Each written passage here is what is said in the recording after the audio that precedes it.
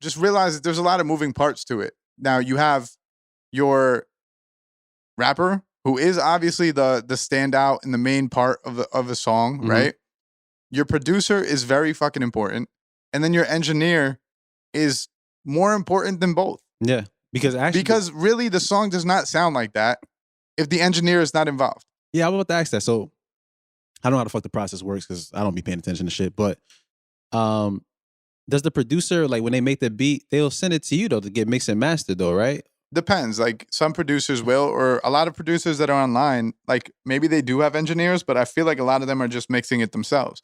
And the problem is that a lot of them don't know how to mix. Wearing two hats at one time when you probably should only be wearing one. Right. Like I think that a lot of producers online would benefit from getting down with an engineer and having them level out mixed, everything. Yeah. Because I think that they're just going off of what they think sounds good. So what you get is you get an artist who comes to the studio and they found this super hard beat because when they play it in their car, it's knocking and the snares are mad sharp and they're clapping loud and you feel it, right? And then you don't realize that like the way that producer mixed that beat was as if it was just its own track.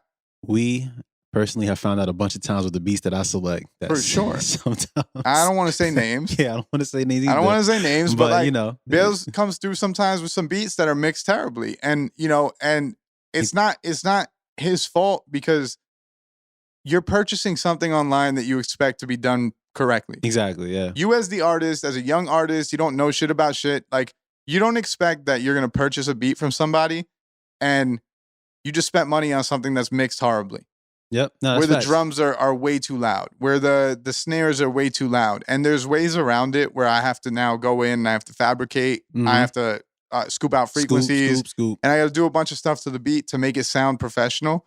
But so it's not impossible. I'm not saying don't buy beats online because these people don't know what they're doing. I'm saying that, you know, you could hear a beat and know that it's not professionally mixed. Yeah. Like, it shouldn't be that hard. When you play it on certain sound systems, say you play it in the car and it just sounds muddy, and muddy is a term that basically means that the low end and the mid-range frequencies rumble. are kind of like rumbly and clashing with each other. Because I also don't want to keep on saying terms that a young guy watching is not going to understand. And they're going to be like, what is he talking about, muddy? It should just sound bad. That's what the fuck it is. So it sounds like very bass heavy and just like round and not clean. Muddy versus clean. Those are the opposites, right? Yeah. If you going in the house, your mother gonna tell you to take your muddy shoes off. She's not gonna tell you to take your clean shoes off. Right. So you got muddy versus clean, and if you play a track in the car and you hear that it sounds kind of like drowned out and muddy, you could figure that that's not a properly mixed song, and therefore it's not going to be easy. You might want to bypass that beat. To use that beat. Yeah, you might want to bypass it. A lot of what I used to do when I was searching for beats online is look for a producer that has professional sounding beats.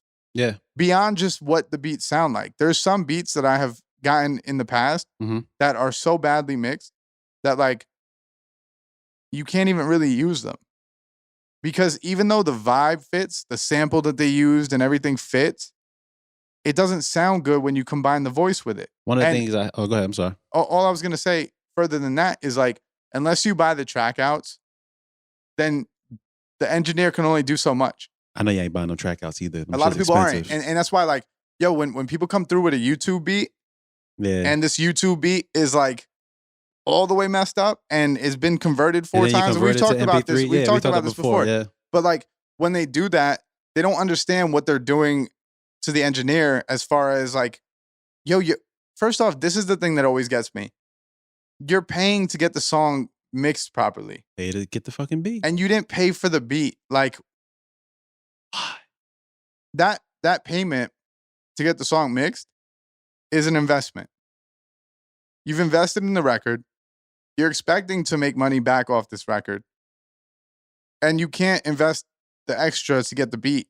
It just doesn't make sense. Like, I would recommend if you're going to go to a studio and record a song, get the beat. Because, hey, listen, man, they out there with these copyright claims now. The Google and YouTube, Fuck everything just have smarter. a clean song if you're going to get it mixed. Yeah, that's like, facts, yeah. Like, yo, you don't want a song that sounds like shit from jump.